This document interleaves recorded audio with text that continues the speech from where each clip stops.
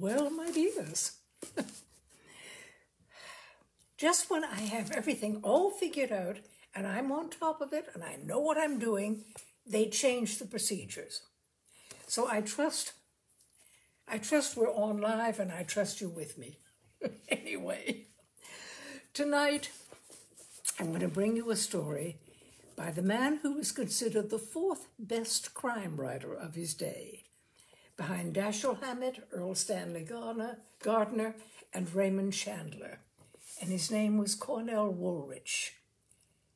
Now, William Irish was his byline in Dime Detective magazine on this particular story, which was originally called It Had to Be Murder. It's based on H.G. Wells's short story, Through a Window. But it became retitled, and the title was Rear Window. Now, you may remember the Hitchcock movie, based on it with Jimmy Stewart and Grace Kelly and Raymond Burr. Raymond Burr was the villain. This was before his starring in the Perry Mason TV series. Excuse me, my voice is interesting tonight. Anyway, Rear Window by William Irish, Cornell Woolrich. I didn't know their names. I'd never heard their voices. I didn't even know them by sight, strictly speaking, for their faces were too small to fill in with identifiable features at that distance. Yet I could have constructed a timetable of their comings and goings, their daily habits and activities. They were the rear window dwellers around me.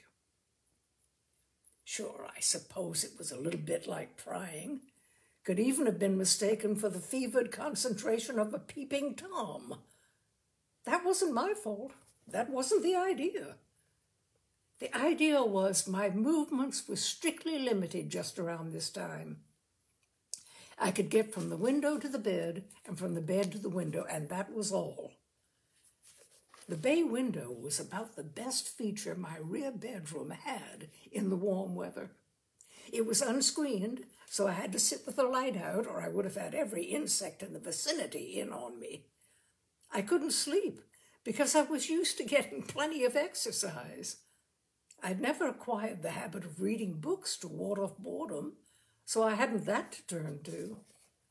Well, what should I do? Sit there with my eyes tightly shuttered? Just to pick a few at random. Straight over, and the window square, there was a young jitter couple, kids in their teens, only just married. It would have killed them to stay home one night.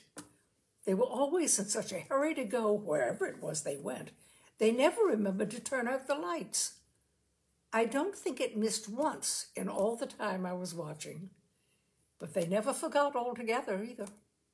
I was to learn to call this delayed action, as you will see. He'd always come skittering madly back in about 5 minutes, probably from all the way down on the street, and rush around killing the switches, then fall over something in the dark on his way out. They gave me an inward chuckle, those two. The next house down, the windows already narrowed a little with perspective. There was a certain light in that one that always went out each night, too.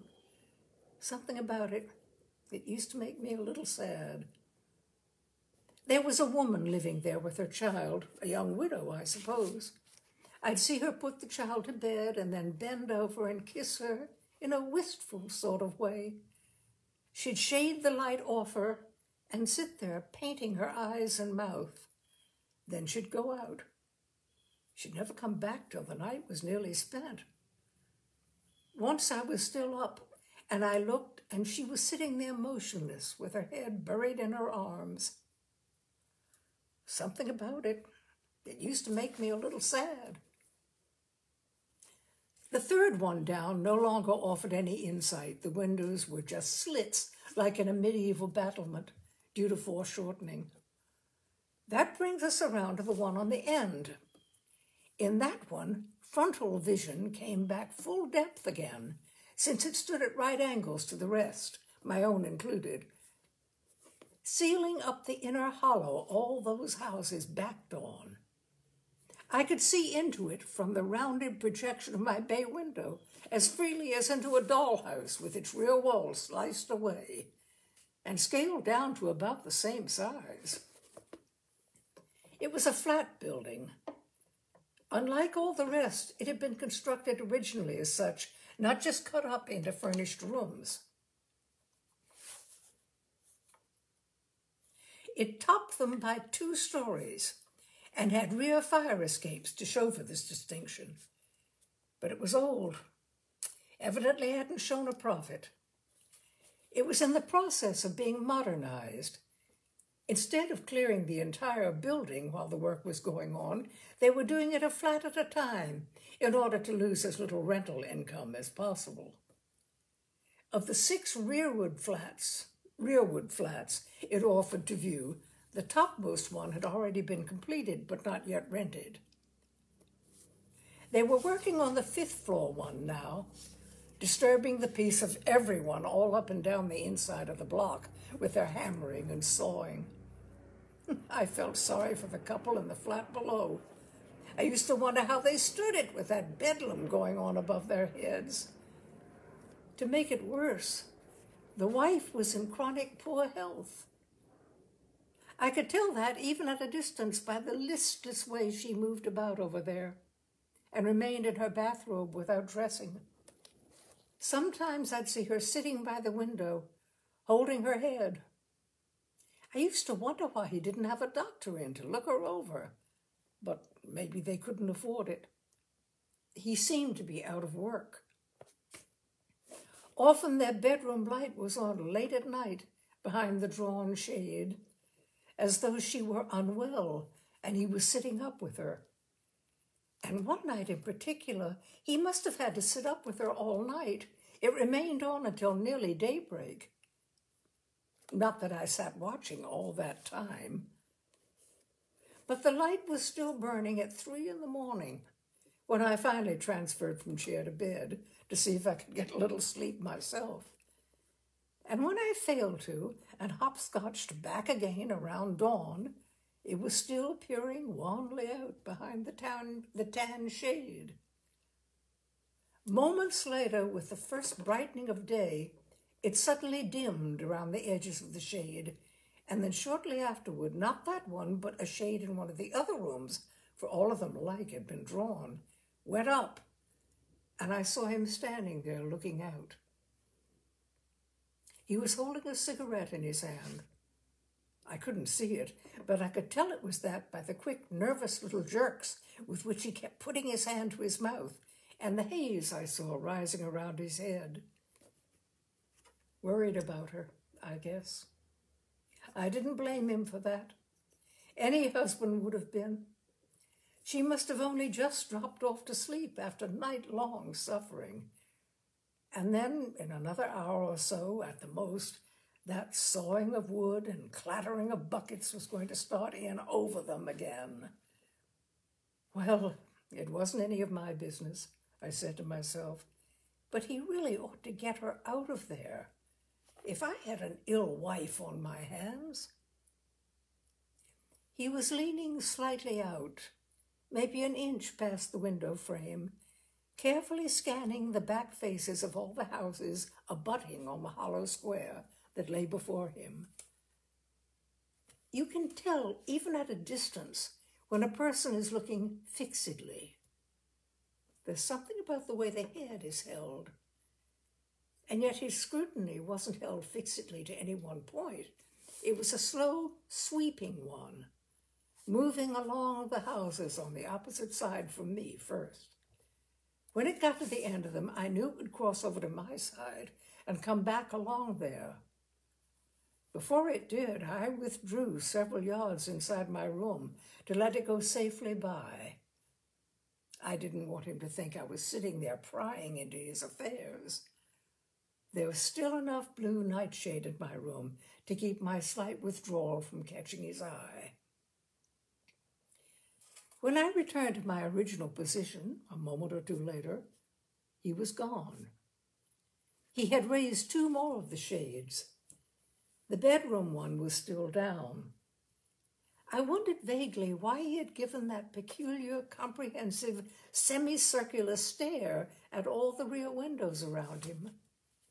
There wasn't anyone at any of them at such an hour. It wasn't important, of course. It was just a little oddity. It failed to blend in with his being worried or disturbed about his wife. When you're worried or disturbed, that's an internal preoccupation. You stare vacantly at nothing at all. When you stare around you in a great sweeping arc at windows, that betrays external preoccupation, outward interest. One doesn't quite jibe with the other. To call such a discrepancy trifling is to add to its importance. Only someone like me, stewing in a vacuum of total idleness, would have noticed it at all.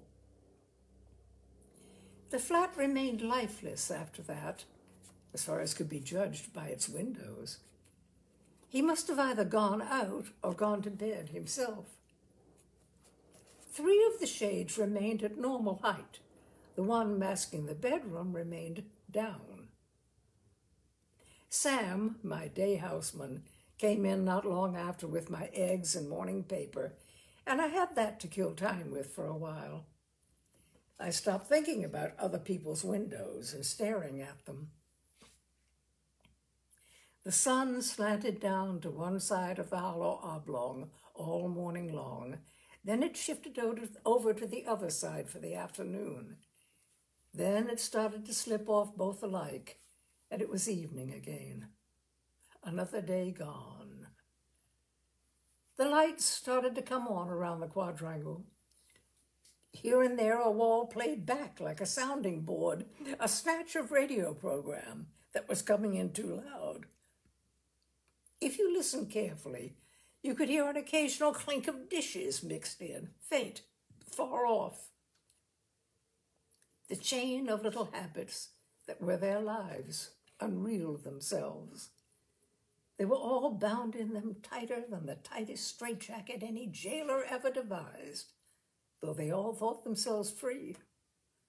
The jitterbugs made their nightly dash for the great open spaces, forgot their lights. He came careening back, thumbed them out, and the place was dark until the early morning hours. The woman put her child to bed, leaned mournfully over its cot, then sat down with heavy despair to redden her mouth. In the 4th floor flat at right angles to the long interior street, the 3 shades had remained up, and the 4th shade had remained at full length all day long. I hadn't been conscious of that because I hadn't particularly been looking at it, thinking of it, until now. My eyes may have rested on those windows at times during the day, but my thoughts had been elsewhere. It was only when a light suddenly went up in the end room behind one of the raised shades, which was their kitchen, that I realized that the shades had been untouched like that all day. That also brought something else to my mind that hadn't been in it until now. I hadn't seen the woman all day. I hadn't seen any sign of life within those windows until now. He had come in from outside. The entrance was at the opposite side of their kitchen, away from the window. He had left his hat on, so I knew he'd just come in from the outside. He didn't remove his hat, as though there was no one there to remove it for anymore. Instead, he pushed it farther to the back of his head by pronging a hand to the roots of his hair. That gesture didn't denote removal of perspiration, I knew. To do that, a person makes a sidewise sweep. This was up over his forehead. It indicated some sort of harassment or uncertainty. Besides, if he had been suffering from excess warmth, the first thing he would have done would be to take off his hat altogether. She didn't come out to greet him. The first link of the so strong chain of habit, of custom, that binds us all, had snapped wide open.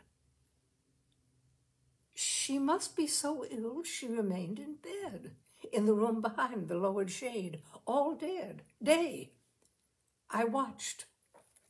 He remained where he was, 2 rooms away from there. Expectancy became surprise. Surprise and comprehension. Funny, I thought, that he doesn't go into her, or at least go as far as the doorway, look in to see how she is. She must be so ill. Or maybe she was asleep, and he didn't want to disturb her. Then immediately, but how can he know for sure that she's asleep without at least looking in at her? He just came in by himself. He came forward and stood there by the window as he had at dawn. Sam had carried out my tray quite some time before, and my lights were out. I held my ground. I knew he couldn't see me within the darkness of the bay window. He stood there motionless for several minutes, and now his attitude was the proper one for inner preoccupation. He stood there looking downward at nothing, lost in thought. He's worried about her, I said to myself, as any man would be. It's the most natural thing in the world. Funny, though, he should leave her in the dark like that, without going near her. If he's worried, then why didn't he at least look in on her on returning? Here was another of those trivial discrepancies between inward motivation and outward inclination. And just as I was thinking that, the original one that I had noted at daybreak repeated itself. His head went up with renewed alertness, and I could see it start to give that slow, circular sweep of interrogation around the panorama of rearward windows again. True, the light was behind him this time, but there was enough of it falling on him to show me the microscopic but continuous shift of direction his head made in the process. I remained carefully immobile until the distant glance had passed me safely by. Motion attracts. Why is he so interested in other people's windows? I wondered detachedly. And of course an effective break to dwelling on that thought, too lingerally, clamped down almost at once. Look who's talking. What about you yourself? An important difference escaped me. I wasn't worried about anything. He, presumably, was. Down came the shades again. The lights stayed on behind their beige opaqueness, but behind the one that had remained down all along, the room remained dark. Time went by. Hard to say how much. A quarter of an hour, 20 minutes. A cricket chirped in one of the backyards. Sam came in to see if I wanted anything before he went home for the night. I told him no, I didn't. It was all right, run along. He stood there for a minute, head down. Then I saw him shake it slightly, as if it's something he didn't like. What's the matter? I asked. You know what that means. My old mammy told it to me, and she never told me a lie in her life. I never once seen it to miss either. What, the cricket? Anytime you hear one of them things, that's a sign of death, someplace close around. I swept the back of my hand at him. Well, it isn't in here, so don't let it worry you. He went out muttering stubbornly. It's somewhere close by, though. Somewhere not very far off. Got to be. The door closed after him, and I stayed there alone in the dark. It was a stifling night, much closer than the one before. I could hardly get a breath of air even by the open window at which I sat. I wondered how he, that unknown over there, could stand it behind those drawn shades. Then suddenly, just as idle speculation about this whole matter was about to alight on some fixed point in my mind, crystallize into something like suspicion, up came the shades again, and off it flitted, as formless as ever, and without having had a chance to come to rest on anything. He was in the middle windows, the living room. He'd taken off his coat and shirt, was bare-armed in his undershirt. He hadn't been able to stand it himself, I guess, the sultriness. I couldn't make out what he was doing at first. He seemed to be busy in a perpendicular up and down way rather than lengthwise. He remained in one place, but he kept dipping down out of sight and then straightening up into view again at irregular intervals. It was almost like some sort of calisthenic exercise, except that the dips and rises weren't evenly timed enough for that. Sometimes he'd stay down a long time. Sometimes he'd bob right up again. Sometimes he'd go down 2 or 3 times in rapid succession. There was some sort of a widespread black V railing him off from the window. Whatever it was, there was just a sliver of it showing above the upward inclination to which the windowsill deflected my line of vision. All it did was strike off the bottom of his undershirt to the extent of 1/16 of an inch, maybe, but I hadn't seen it there at other times, and I couldn't tell what it was. Suddenly he left it for the first time since the shades had gone up, came out around it to the outside, stooped down into another part of the room, and straightened again with an armful of what looked like varicolored pennants at the distance at which I was. He went back behind the V and allowed them to fall across the top of it for a moment and stay that way. He made one of his dips down out of sight and stayed that way a good while. The pennants slung across the V kept changing color in front of my eyes. I have very good sight. One moment they were white, the next red, the next blue. Then I got it. They were a woman's dresses, and he was pulling them down to him one by one, taking the topmost one each time. Suddenly they were all gone.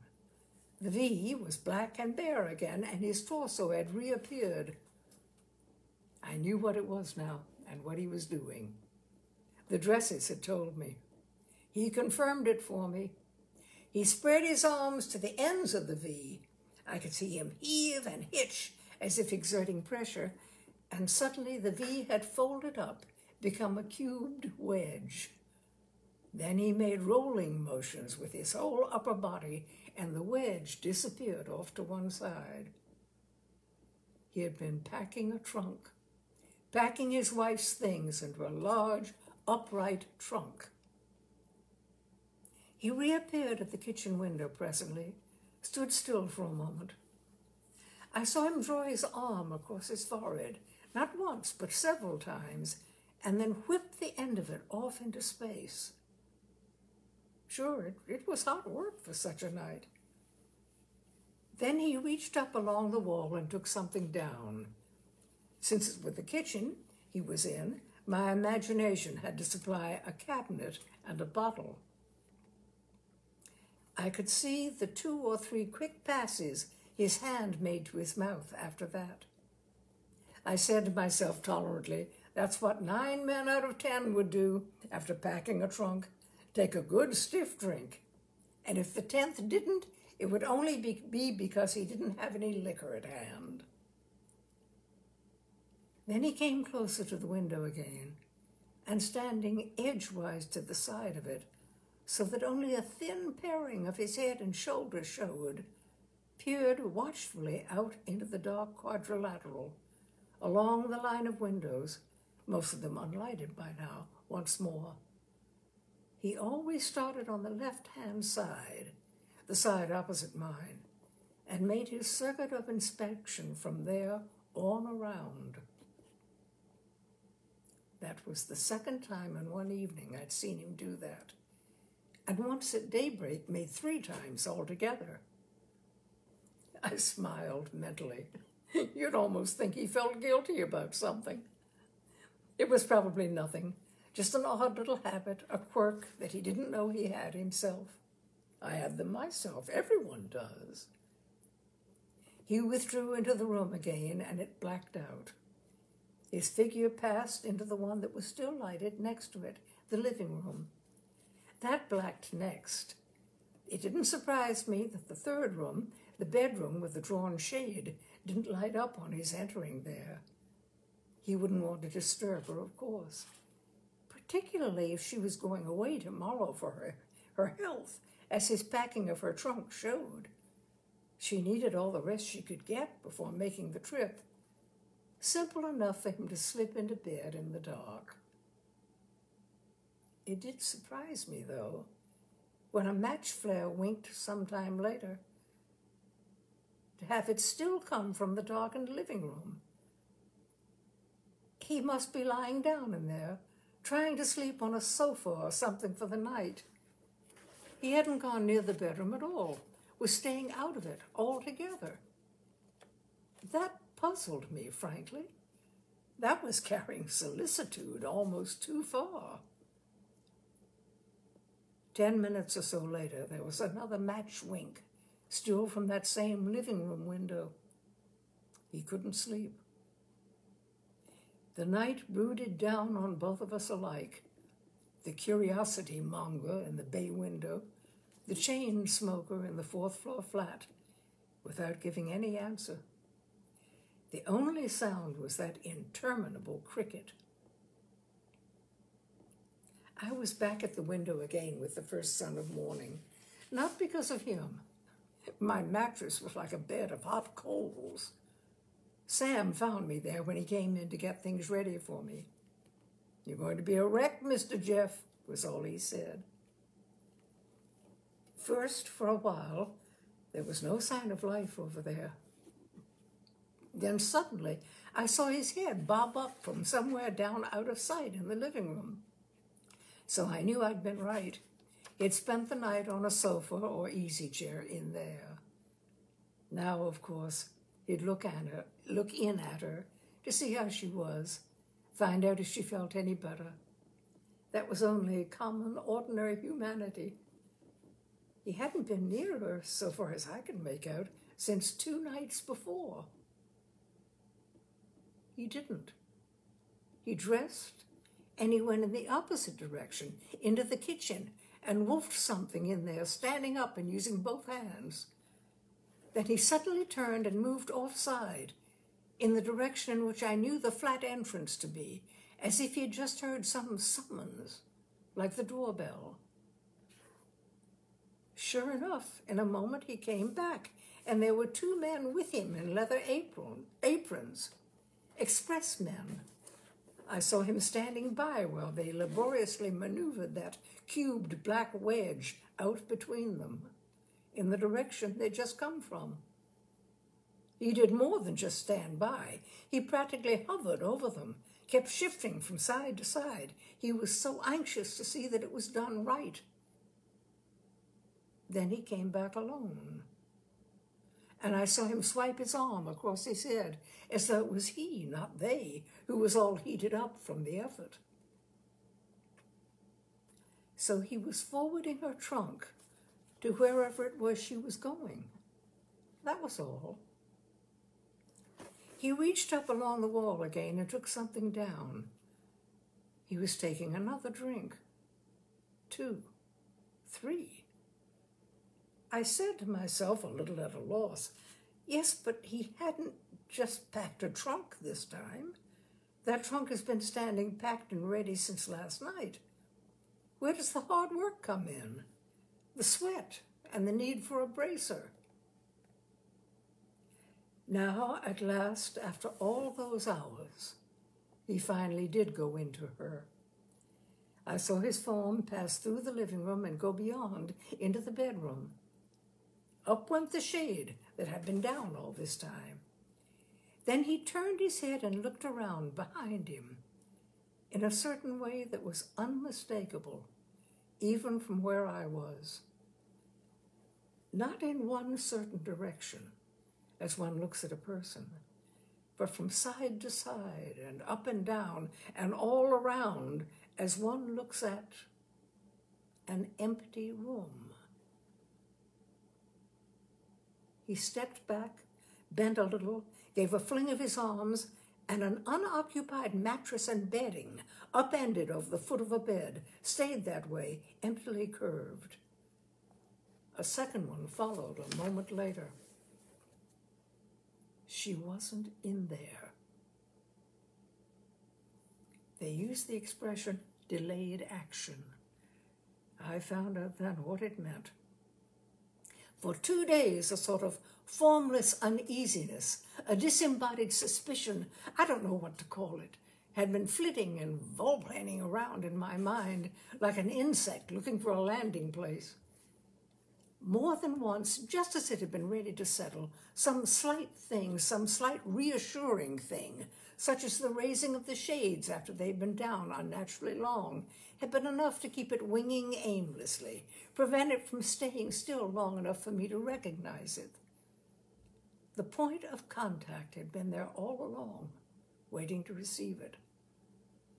Now, for some reason, within a split second after he tossed over the empty mattresses, it landed, zoom, and the point of contact expanded or exploded, whatever you care to call it, into a certainty of murder. In other words, the rational part of my mind was far behind the instinctive, subconscious part. Delayed action. Now the one had caught up to the other. The thought message that sparked from the synchronization was, he's done something to her. I looked down and my hand was bunching the goods over my kneecap. It was knotted so tight, I forced it to open. I said to myself steadyingly, now wait a minute, be careful, go slow. You've seen nothing, you know nothing. You only have the negative proof that you don't see her anymore. Sam was standing there looking over at me from the pantry-way. He said accusingly, you ain't touched a thing, and your face looks like a sheet. It felt like one. It had that needling feeling when the blood has left it involuntarily. It was more to get him out of the way and give myself some elbow room for undisturbed thinking than anything else that I said, Sam, what's the street address of that building down there? Don't stick your head too far out and gape at it. Something or other, Benedict Avenue. He scratched his neck helpfully. I know that. Chase around the corner a minute and get me the exact number on it, will you? Why you want to know that for? He asked as he turned to go. None of your business, I said with the good-natured firmness that was all that was necessary to take care of that once and for all. I called after him just as he was closing the door, and while you're at it, step into the entrance and see if you can tell from the mailboxes who has the 4th floor rear. Don't get me the wrong one now, and try not to let anyone catch you at it. He went out mumbling something that sounded like, when a man ain't got nothing to do but just sit all day, he sure can think up the blamedest things. The door closed, and I settled down to some good constructive thinking. I said to myself, what are you really building up this monstrous supposition on? Let's see what you've got. Only that there were several little things wrong with the mechanism, the chain belt of their recurrent daily habits over there. 1. The lights were on all night the first night. 2. He came in later than usual the second night. 3. He left his hat on. 4. She didn't come out to greet him. She hasn't appeared since the evening before the lights were on all night. 5. He took a drink after he finished packing her trunk, but he took 3 stiff drinks the next morning, immediately after her trunk went out. 6. He was inwardly disturbed and worried, yet superimposed upon this was an unnatural external concern, about the surrounding rear windows. That was off-key. 7, he slept in the living room, didn't go near the bedroom during the night before the departure of the trunk. Very well. If she had been ill that first night and he had sent her away for her health, that automatically canceled out points 1, 2, 3, 4. It left points 5 and 6 totally unimportant and unincriminating. But when it came up against 7, it hit a stumbling block. If she went away immediately after being ill that first night, why didn't he want to sleep in their bedroom last night? Sentiment? Hardly. 2 perfectly good beds in one room, only a sofa or uncomfortable easy chair in the other. Why should he stay out of there? She was already gone. Just because he missed her? Was lonely? A grown man doesn't act that way. All right, then she was still in there. Sam came back parenthetically at this point and said, "That house is number 525 Benedict Avenue, the 4th floor rear. It got the name of Mr. and Mrs. Lars Thorwald up." "Shh," I silenced and motioned him backhand out of my ken. "First he wanted, then he don't," he grumbled philosophically and retired to his duties. I went ahead digging at it. But if she was still in there, in that bedroom last night, then she couldn't have gone away to the country, because I never saw her leave today. She could have left without my seeing her in the early hours of yesterday morning. I'd missed a few hours, been asleep, but this morning I'd been up before he was himself. I only saw his head rear up from that sofa after I'd been at the window for some time. To go at all, she would have had to go yesterday morning. Then why had he left the bedroom shade down, left the mattresses undisturbed until today? Above all, why had he stayed out of that room last night? That was evidence that she hadn't gone, was still in there.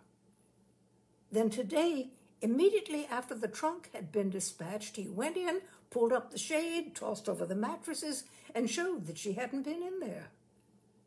The thing was like a crazy spiral. No, it wasn't either. Immediately after the trunk had been dispatched, the trunk, that did it. I looked around to make sure the door was safely closed between Sam and me. My hand hovered uncertainly over the telephone dial a minute. Boyne. He'd be the one to tell about it. He was on homicide. He had been, anyway, when I'd last seen him. I didn't want to get a flock of strange dicks and cops into my hair. I didn't want to be involved any more than I had to, or at all, if possible. They switched my call to the right place after a couple of wrong tries, and I got him finally. "Look, Boyne, this is Hal Jeffries." "Well, where have you been the last 62 years? He started to enthuse. "We can take that up later. What I want you to do now is take down a name and address. Ready? Lars Thorwald, 525 Benedict Avenue, 4th floor rear. Got it? 4th floor rear. Got it. What's it for?" "Investigation. I've got a firm belief you'll uncover a murder there if you start digging at it. Don't call on me for anything more than that, just a conviction. There's been a man and wife living there until now. Now there's just the man. Her trunk went out early this morning. If you can find someone who saw her leave, herself," marshaled aloud like that and conveyed to somebody else, a lieutenant of detectives above all. It did sound flimsy, even to me. He said hesitantly, "Well, but..." Then he accepted it as it was, because I was the source. even left my window out of it completely. I could do that with him and get away with it because he'd known me years. He didn't question my reliability. I didn't want my room all cluttered up with dicks and cops taking turns nosing out of the window in this hot weather. Let them tackle it from the front. Well, we'll see what we see, he said. I'll keep you posted. I hung up and sat back to watch and wait events. I had a grandstand seat, or rather, a grandstand seat in reverse. I could only see from behind the scenes, but not from the front. I couldn't watch Boyne go to work. I could only see the results, when and if there were any. I hung up, but nothing happened. I had hung up. Nothing happened for the next few hours. The police work that I knew must be going on was invisible as police work should be. The figure in the fourth-floor windows over there remained in sight, alone and undisturbed. He didn't go out. He was restless, roamed from room to room without staying in one place very long, but he stayed in. Once I saw him eating again, sitting down this time, and once he shaved, and once he even tried to read the paper, but he didn't stay with it long. Little unseen wheels were in motion around him, small and harmless as yet, preliminaries. If he knew, I wondered to myself, would he remain there quiescent like that? Or would he try to bolt out and flee? That mightn't depend so much upon his guilt as upon his sense of immunity, his feeling that he could outwit them. Of his guilt, I myself was already convinced, or I wouldn't have taken the step I had. At 3, my phone rang, Boyne calling back. Jeffries? Well, I don't know. Can't you give me a little more than just a bald statement like that? Why? I fenced. Why do I have to? I've had a man over there making inquiries. I've just had his report. The building superintendent and several of the neighbors all agree she left for the country to try and regain her health early yesterday morning. Wait a minute. Did any of them see her leave, according to your man? No. Then all you've gotten is a second-hand version of an unsupported statement by him, not an eyewitness account. He was met returning from the depot after he had bought her ticket and seen her off on the train. That's still an unsupported statement, once removed. I've sent a man down there to the station to try and check with the ticket agent, if possible. After all, he should have been fairly conspicuous at that early hour. And we're keeping him under observation, of course, in the meantime, watching all his movements. The first chance we get, we're going to jump in and search the place. I had a feeling they wouldn't find anything, even if they did. Don't expect anything more from me. I've dropped it in your lap. I've given you all I have to give, a name, an address, and an opinion. Yes, and I've always valued your opinion highly before now, Jeff. But now you don't. That it? Not at all. The thing is, we haven't turned up anything that seems to bear out your impression so far. You haven't gotten very far along so far. He went back to his previous cliché. Well, we'll see what we see. Let you know later. Another hour or so went by and sunset came on. I saw him start to get ready to go out over there. He put on his hat, put his hand in his pocket, and stood still, looking at it for a minute. Counting change, I guess. It gave me a peculiar sense of suppressed excitement, knowing they were going to come in the minute he left. I thought grimly as I saw him take a last look around, if you've got anything to hide, brother, now's the time to hide it. He left.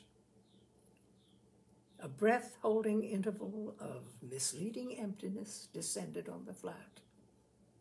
A 3-alarm fire couldn't have pulled my eyes off those windows. Suddenly, the door by which he had just left parted slightly, and two men insinuated themselves, one behind the other. There they were now. They closed it behind them, separated at once, and got busy. One took the bedroom, one the kitchen, and they started to work their way toward one another again from those extremes of the flat. They were thorough. I could see them going over everything from top to bottom. They took the living room together. One cased one side, the other man the other. They had already finished before the warning caught them. I could tell that by the way they straightened up and stood facing one another, frustratedly for a minute. Then both their heads turned sharply, as at a tip-off by doorbell that he was coming back. They got out fast. I wasn't unduly disheartened. I'd expected that. My own feeling all along had been that they wouldn't find anything incriminating around. The trunk had gone. He came in with a mountainous brown paper bag sitting in the curve of one arm. I watched him closely to see if he'd discover that someone had been there in his absence. Apparently he didn't. There'd been a droid about it. He stayed in the rest of the night, sat tight, safe and sound. He did some desultory drinking. I could see him sitting there by the window, and his hand would hoist every once in a while, but not to excess. Apparently, everything was under control. The tension had eased now that the trunk was out. Watching him across the night, I speculated, why doesn't he get out? If I'm right about him, and I am, why does he stick around after it?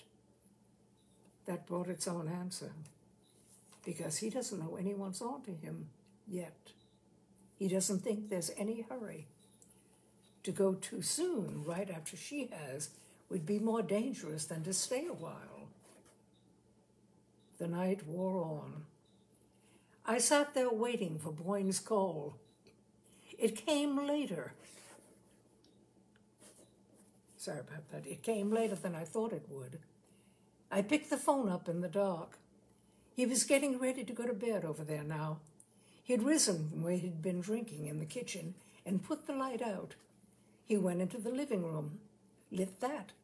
He started to pull his shirt tail up out of his belt.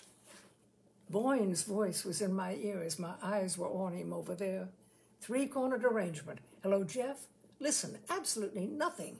We searched the place while he was out. I nearly said, I know you did, I saw it, but checked myself in time. And didn't turn up a thing, but... He stopped as though this was going to be important. I waited impatiently for him to go ahead. Downstairs in his letterbox, we found a postcard waiting for him. We fished it up out of the slot with bent pins. And it was from his wife, written only yesterday from some farm up country. Here's the message we copied. Arrived okay, already feeling a little better. Love, Anna. I said faintly but stubbornly, you say written only yesterday. Have you proof of that? What was the postmark date on it? He made a disgusted sound down in his tonsils. At me, not it. The postmark was blurred.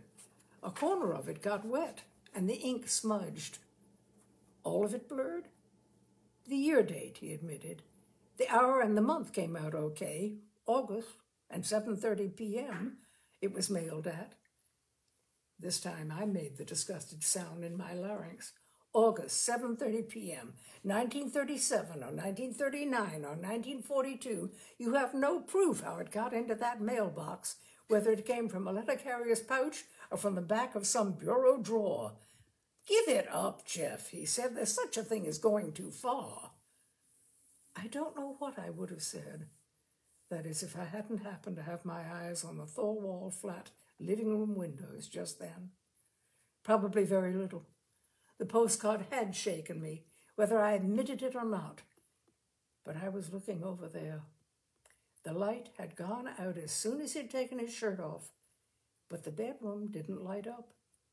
A match flare winked from the living room low down, as from an easy chair or sofa. With two unused beds in the bedroom, He was still staying out of there. "Boyne," I said in a glassy voice, "I don't care what postcards from the other world you've turned up. I say that man has done away with his wife. Trace that trunk he shipped out. Open it up when you've located it, and I think you'll find her." And I hung up without waiting to hear what he was going to do about it. He didn't ring back, so I suspected he was going to give my suggestion a spin after all, in spite of his loudly proclaimed skepticism. I stayed there by the window all night, keeping a sort of death watch. There were 2 more match flares after the first, at about half-hour intervals. Nothing more after that. So possibly he was asleep over there. Possibly not. I had to sleep sometime myself, and I finally succumbed in the flaming light of the early sun. Anything that he was going to do, he would have done under cover of darkness, and not waited for broad daylight. There wouldn't be anything much to watch for a while now. And what was there that he needed to do any more anyway? Nothing. Just sit tight and let a little disarming time slip by. It seemed like 5 minutes later that Sam came over and touched me, but it was already high noon. I said irritably, "Didn't you lamp that note I pinned up for you to let me sleep?" He said, "Yeah, but it's your old friend Inspector Boyne. I figured you'd sure want to." Boyne began in a galvanized iron voice. "Jeff, what do you mean by doing something like this to me? I've made a fool out of myself, thanks to you, sending my men out right and left on wild goose chases. Thank God I didn't put my foot in it any worse than I did and have this guy picked up and brought in for questioning. Look, I'm not alone in the department, you know. There are men over me I'm accountable for my actions. That looks great, don't it? Sending one of my fellows 1 half-day's train ride up into the sticks to some godforsaken whistle-stop or other at departmental expense. Then you located the trunk? We traced it through the express agency," he said flintily. "And you opened it?" "We did better than that. We got in touch with the various farmhouses in the immediate locality, and Mrs. Thorwald came down to the junction in a produce truck from one of them and opened it for him herself with her own keys." Very few men have ever gotten a look from an old friend such as I got from him. At the door, he said, stiff as a rifle barrel, "Let's just forget all about it, shall we? That's about the kindest thing either one of us can do for the other. You're not yourself, and I'm out a little of my own pocket money, time, and temper. Let's let it go at that. If you want to telephone me in future, I'll be glad to give you my home number." For about 10 minutes after he stormed out, my numbed mind was in a sort of straitjacket. Then it started to wriggle its way free. The hell with the police.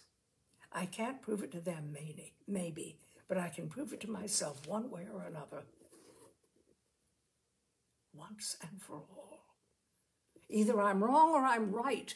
He's got his armor on against them, but his back is naked and unprotected against me. I called Sam in. "Whatever became of that spyglass we used to have when we were bumming around on that cabin cruiser that season?" He found it someplace downstairs and came in with it, blowing on it and rubbing it along his sleeve. I let it lay idle in my lap at first. I took a piece of paper and a pencil and wrote 6 words on it. "What have you done with her?" I sealed it in an envelope and left the envelope blank. I said to Sam, "Now here's what I want you to do, and I want you to be slick about it. You take this, go in that building, 525, climb the stairs to the 4th floor rear, and ease it under the door. Let's see if you're fast enough to keep from being caught at it. Then when you get safely down again, give the outside bell, a little poke to attract attention. And don't ask any questions. I'm not fooling." He went and I got the spyglass ready.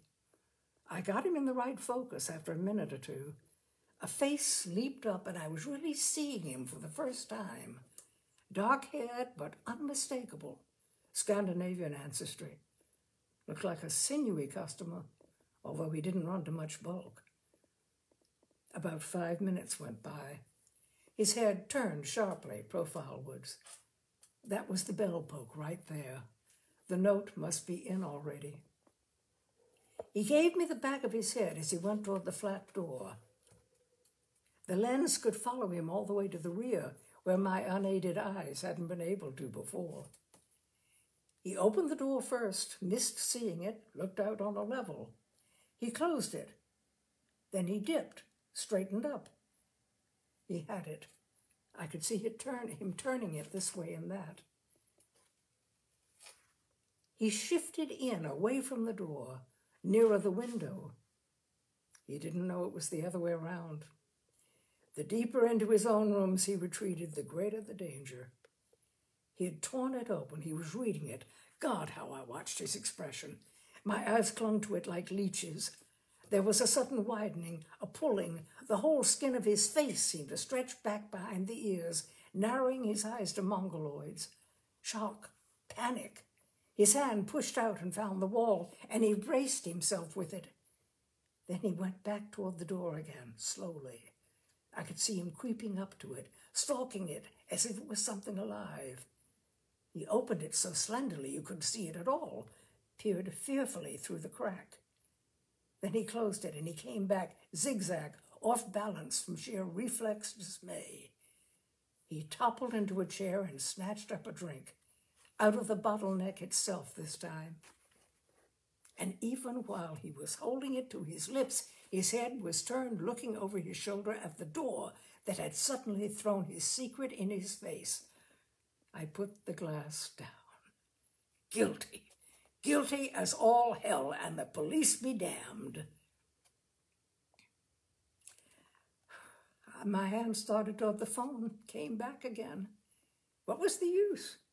You should have seen his face, and I could hear Boyne's answer. Anyone gets a jolt from an anonymous letter. True or false, you would yourself. I, from my window, had to show them a body. Well, he'd have to show me first. I kept pegging away and pegging away at it while the afternoon wore away. Meanwhile, he was pacing back and forth there like a caged panther. Two minds with but one thought, turned inside out in my case. How to keep it hidden, how to see that it wasn't kept hidden. The customary sights and sounds around me went on unnoticed, while the mainstream of my thoughts pounded like a torrent against that one obstacle, how to get him to give the location away to me, so that I could give it away in turn to the police. I was dimly conscious, I remember, of the landlord or somebody bringing in a prospective tenant to look at the 6th floor apartment, the one that had already been finished. This was 2 over Thorwalds. They were still at work on the in-between one. At one point, an odd little bit of synchronization, completely accidental, of course, cropped up. Landlord and tenant both happened to be near the living room windows on the 6th, at the same moment that Thorwald was near those on the 4th. Both parties moved onward simultaneously into the kitchen from there, and, passing the blind spot of the wall, appeared next at the kitchen windows. It was uncanny. They were almost like precision strollers or puppets manipulated on one and the same string. It probably wouldn't have happened again just like that in another 50 years. The thing was, something about it had disturbed me. I tried for a moment or two to figure it had been, and couldn't. The landlord and tenant had gone now, and only Thorwald was in sight. It sank into my subconscious to ferment there like yeast while I went back to the main problem at hand. I got it finally. It was well after dark, but I finally hit on a way. An alarmed turn of the head, a brief precautionary step in one certain direction was all I needed. And to get this brief, flickering, transitory giveaway, I needed 2 phone calls and an absence of about half an hour on his part between them. I leafed a dictionary by matchlight until I found what I wanted. Thorwald, Lars, 525 Benedict, Swansea, 52114. I blew out the match, picked up the phone. It was like television. I could see to the other end of my call, not only along the wire, but by a direct channel of vision from window to window. He said, "Hello?" gruffly. I thought, how strange this is. I've been accusing him of murder for 3 days straight, and only now I'm hearing his voice for the first time. I didn't try to disguise my own voice. After all, he'd never see me, and I'd never see him. I said, "You got my note?" He said guardedly, "Who is this?" "Just somebody who happens to know." "Know what?" "Know what you know. You and I, we're the only ones." Through the window, I saw him pull open the collar of his shirt as though its stricture was intolerable. Then he backed his hand over his eyes like you do when there's a light blinding you. "I don't know what you're talking about." "Business, that's what I'm talking about. It should be worth something to me, shouldn't it? To keep it from going further?" I wanted to keep him from catching on that it was the windows. I still needed them. I needed them now more than ever. "You weren't very careful about your door the other night. Or maybe the draft swung it open a little." That hit him where he lived. Even the stomach heave reached me over the wire. "You didn't see anything. There wasn't anything to see." "That's up to you. Why should I go to the police?" I coughed a little. "If it would pay me not to." "Oh," he said, and there was relief of a sort in it. "Do you want to see me? Is that it?" "That would be the best way, wouldn't it? How much can you bring with you for now?" "I've only got about $70 around here." "All right, then we can arrange the rest for later. Do you know where Lakeside Park is? I'm near there now. Suppose we make it there." That was about 30 minutes away, 15 there and 15 back. "There's a little pavilion as you go in." "How many of you are there?" he asked cautiously. "Just me. It pays to keep things to yourself. That way you don't have to divvy up." He seemed to like that too. "I'll take a run out," he said, "just to see what it's about." I watched him more closely than ever after he had hung up. He flitted straight through to the end room, the bedroom, that he didn't go near anymore. He disappeared into a clothes closet in there, stayed a minute, came out again. He must have taken something out of a hidden cranny or niche in there that the Dicks had missed. I could tell by the pistol-like motion of his hand, just before he disappeared inside his coat, what it was. A gun. It's a good thing, I thought, I'm not out there in Lakeside Park waiting for my $70. The place blacked and he was on his way. I called Sam in. "I want you to do something for me that's a little risky, in fact, damn risky. I wouldn't tell you to do anything like that if I could do it myself, but I can't and it's got to be done." Then I told him, "Go out the back way, cross the backyard fences, and see if you can get into that 4th floor flat up the fire escape. He's left one of the windows down a little from the top." "What do you want me to look for?" "Nothing. The police have been there already, so what was the good of that? There are 3 rooms over there. I want you to disturb everything just a little bit in all 3 to show someone's been in there. Turn up the edge of each rug a little. Shift the chairs and tables around a little. Leave the closet door standing open. Don't pass up a thing. Here, keep your eyes on this." I took off my own wristwatch, strapped it on him. "You've got 25 minutes starting from now. If you stay within those 25 minutes, nothing will happen to you. When you see they're up, don't wait any longer. Get out and get out fast." "Climb back down?" "No." He wouldn't remember in his excitement if he'd left the windows up or not, and I didn't want him to connect danger with the back of his place, but with the front. I wanted to keep my own window out of it. "Latch the window down tight, let yourself out the door, and beat it out of the building the front way." He came up through our own basement door below me and scrambled over the fences. He made it pretty good for someone his age. He isn't so young anymore. Even the fire escape backing the flat, which was drawn up short, he managed to contact by standing on something. He got in, lit the light, looked over at me. I motioned him to go ahead, not weaken. I watched him at it. I had to stay in back behind the scenes. I couldn't get in front of him as a lookout and shield him. Even the Dicks had a lookout posted. He must have been tense doing it. Finally, he came over to the window, latched it fast. The lights went and he was out. He had made it. I heard him keying the street door, and when he came up, I said warningly, "Leave the light out in here. Go and build yourself a great big 2-story whiskey punch." Thorwald came back 29 minutes after he'd left. A pretty slim margin to hang a man's life on. So now for the finale of the long-winded business, and here was hoping. I got my second phone call in before he had time to notice anything amiss. It was tricky timing, but I'd been sitting there with the receiver ready in my hand, dialing the number over and over, then killing it each time. He came in on the 2 of 52114, and I saved that much time. This was the one that was going to tell the story. "You were supposed to bring money, not a gun. That's why I didn't show up." I saw the jolt that threw into him. "I saw you tap the inside of your coat where you had it as you came out on the street." Well, you usually do when you're packing a gun and aren't an habitual carrier.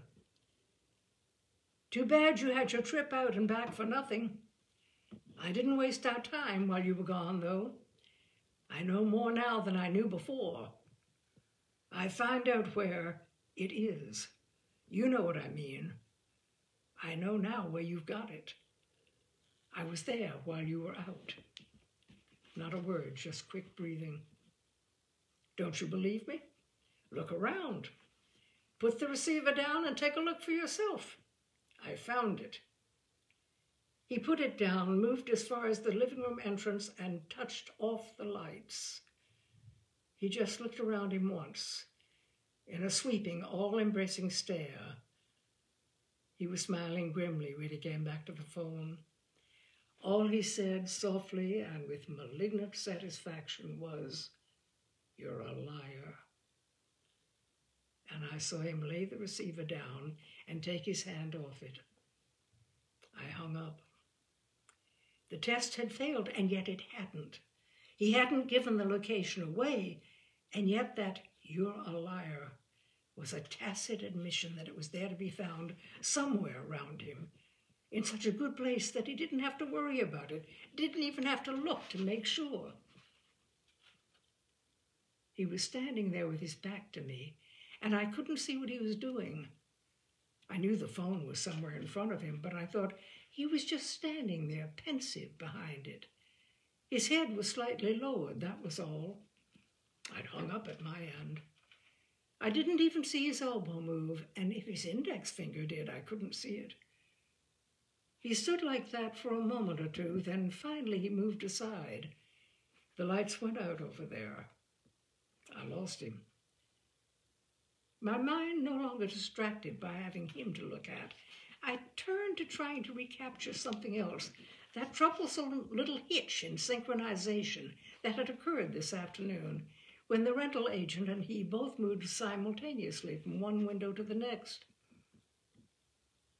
The windows had been open, and I hadn't been using the lens at the time. My phone rang. Boyne, I supposed. It wouldn't be anyone else at this hour. Maybe, after reflecting on the way he jumped all over me, I said, "Hello," unguardedly in my own normal voice. There wasn't any answer. I said, "Hello? Hello? Hello?" I kept giving away samples of my voice. There wasn't a sound from first to last. I hung up finally. It was still dark over there, I noticed. Sam looked in to check out. He was a bit thick-tongued from his restorative drink. He said something about, "All right, if I go now?" I half heard him. I was trying to figure out another way of trapping him over there into giving away the right spot. I nodded my consent absently. He went a little unsteadily down the stairs to the ground floor, and after a delaying moment or two, I heard the street door close after him. Poor Sam. He wasn't much used to liquor. I was left alone in the house. One chair, the limit of my freedom of movement. Suddenly a light went on over there again, just momentarily, to go right out again afterwards. He must have needed it for something, to locate something that he'd already been looking for, and found he wasn't able to put his hands on readily without it. He found it, whatever it was, almost immediately, and moved back at once to put the lights out again. As he turned to do so, I saw him give a glance out the window. He didn't come to the window to do it, he just shot it out in passing. Something about me struck me as different from all the others I'd seen him give in all the time I'd been watching him. If you can qualify such an elusive thing as a glance, I would have termed it a glance with a purpose. It was certainly anything but vacant or random. It had a bright spot of fixity in it. It hit dead center on my bay window for just a split second while it lasted. And the lights were gone, and he was gone. Sometimes your senses take things in without your mind translating them into their proper meaning. My eyes saw that look. My mind refused to smother it properly. It was meaningless, I thought, an unintentional bullseye that just happened to hit square over here as he went toward the lights on his way out. Delayed action. A wordless ring of the phone. To test a voice? A period of bated darkness following that, in which two could have played at the same game, stalking one another's window squares unseen. A last-moment flicker of the lights that was bad strategy but unavoidable. A parting glance, retroactive with malignant intention. All these things sank in without fusing. My eyes did their job. It was my mind that didn't, or at least took its time about it. Seconds went by in packages of 60. It was very still, sort of a breathless stillness.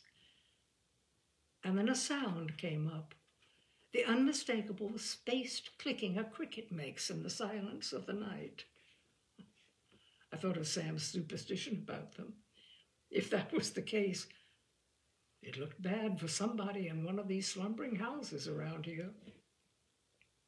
Sam had been gone only 10 minutes, and now he was back again. He must have forgotten something. That drink was responsible. He knew I couldn't come down and let him in, and he was trying to be quiet about it, thinking perhaps I'd dozed off. All I could hear was this faint jingling down at the lock of the front door. It was one of those old-fashioned stoop houses with an outer pair of storm doors that were allowed to swing free all night, and then a small vestibule, and then the inner door, worked by a simple iron key. The liquor had made his hand a little unreliable, although he had had this difficulty once or twice before. The sound had stopped now. He must have given up, gone away again, decided to let whatever it was go until tomorrow. He hadn't gotten in because I knew his noisy way of letting doors coast shut by themselves too well. Then suddenly it exploded. Why at this particular moment, I don't know. There was some mystery of the inner workings of my own mind. It flashed like waiting gunpowder, which a spark has finally reached along a slow train. More of that delayed action. Damn that delayed action. The renting agent and Thorwald had both started even from the living room window, an intervening gap of blind wall, and both had reappeared at the kitchen window, still one above the other. But some sort of a hitch or flaw or jump had taken place right there that bothered me. There wasn't anything the matter with their timing. It was with their parallelness, or whatever the word is. The hitch had been vertical, not horizontal. There had been an upward jump. Now I had it. Now I knew, and it couldn't wait. It was too good. They wanted a body. Now I had one for them. Soon, sore or not, Bourne would have to listen to me now. I didn't waste any time. I dialed his precinct house then and there in the dark. They didn't make much noise, the slots on the rotary dial, going around, just a light click. He went home long ago, the desk sergeant said. This couldn't wait. All right, give me his home phone number. He took a minute, came back again. Trafalgar, he said. Then nothing more. Well, Trafalgar what? Not a sound. Hello? Hello? I tapped it. Operator, I've been cut off. Give me that party again. I couldn't get her either. I hadn't been cut off. My wire had been cut. That had been too sudden, right in the middle of... And to be cut like that, it would have to be done somewhere right inside the house with me. Outside, it went underground. Delayed action. This time final, fatal, altogether too late. A voiceless ring of the phone, a direction finder of a look from over there. Sam seemingly trying to get back in a while ago. Surely death was somewhere inside the house here with me, and I couldn't move. I couldn't get up out of this chair. Even if I had gotten through to Boyne just now, it would have been too late. There wasn't time enough for one of those camera finishes in this. I could have shouted out the window, that gallery of sleeping rear window neighbors around me, I supposed. It would have brought them to the windows. It wouldn't have brought them over here in time. I didn't open my mouth, not because I was brave, but because it was so obviously useless. He'd be up in a minute. He must be on the stairs now, although I couldn't hear him, not even a creak. A creak would have been a relief, would have placed him. There wasn't a weapon in the place with me. There were hooks there on the wall, within reach. There were books. Me, who never read. The former owner's books. There was a bust of Rousseau or Montesquieu. I'd never been able to decide which. One of those gents with flowing manes topping them. It was a monstrosity, bisque clay, but it was too dated. It too dated from before my occupancy. I arched my middle upward from the chair seat and clawed desperately up at it. Twice my fingertips slipped off it. Then at the third raking, I got it to teeter, and the fourth brought it down into my lap, pushing me down into the chair. There was a steamer rug under me. I didn't need it around me in this weather. I'd been using it to soften the seat of the chair. I tugged it out from under and mantled it around me like an Indian braves blanket. Then I squirmed far down in the chair, let my head and one shoulder dangle out over the arm. On the side next to the wall, I hoisted the bust to my other upward shoulder, balanced it there precariously for a second head, blanket tucked around its ears. From the back, in the dark, it would look, I hoped. I proceeded to breathe adenoidally, like someone in heavy, upright sleep. It wasn't hard. My own breath was coming nearly that labored anyway, from tension. He was good with knobs and hinges and things. I never heard the door open. And this one, unlike the one downstairs, was right behind me. A little eddy of air puffed through the dark at me. I could feel it because my scalp, the real one, was all wet at the roots of the hair right then. If it was going to be a knife or a head blow, the dodge might give me a second chance. That was the most I could hope for, I knew. My arms and shoulders are hefty. I'd bring him down on me in a bear hug after the first slash or drive and break his neck or collarbone against me. If it was going to be a gun, he'd get me anyway in the end. A difference of a few seconds. He had a gun, I knew, that he was going to use on me in the open over at Lakeside Park. I was hoping that here, indoors, time was up. The flash of the shot lit up the room for a second. It was so dark, or at least the corners of it, like flickering weak lightning. The bust bounced on my shoulder and disintegrated into chunks. I thought he was jumping up and down on the floor for a minute with frustrated rage. Then when I saw him dart by me and lean over the windowsill to look for a way out, the sound transferred itself rearwards and downwards, became a pummeling with hoof and hip at the street door. The camera finish, after all. But he still could have killed me 5 times. I flung my body down into the narrow crevice between chair arm and wall, but my legs were still up, and so was my head and that one shoulder. He whirled, fired at me so close that it was like looking a sunrise in the face. I didn't feel it, so it hadn't hit. "You," I heard him grunt to himself. I think it was the last thing he said. The rest of his life was all action, not verbal. He flung over the sill on one arm and dropped into the yard. A 2-story drop. He made it because he missed the cement, landed on the sod strip in the middle. I jacked myself over the chair arm and flung myself bodily forward at the window, nearly hitting it chin first. He went all right. When life depends on it, you go. He took the first fence, rolled over that bellywoods. He went over the second like a cat, hands and feet pointed together in a spring. Then he was back in the rear yard of his own building. He got up on something, just about like Sam had. The rest was all footwork, with quick little corkscrew twists at each landing stage. Sam had latched his windows down when he was over there, but he'd reopened one of them for ventilation on his return. His whole life depended now on that casual, unthinking little act. Second, third, he was up to his own windows. He had made it. Something went wrong. He veered out away from them in another pretzel twist, flashed up toward the 5th, the one above. Something sparked in the darkness of one of his own windows where he'd been just now, and a shot thudded heavily out around the quadrangle enclosure, like a big bass drum. He passed the 5th, the 6th, got up to the roof. He'd made it a second time. Gee, he loved life. The guys in his own windows couldn't get him. He was over them in a straight line, and there was too much fire escape interlacing in the way. I was too busy watching him to watch what was going on around me. Suddenly Boyne was next to me, beside him. I heard him mutter, "I almost hate to do this. He's got to fall so far." He was balanced on the roof parapet up there, with a star right over his head. An unlucky star. He stayed a minute too long, trying to kill before he was killed.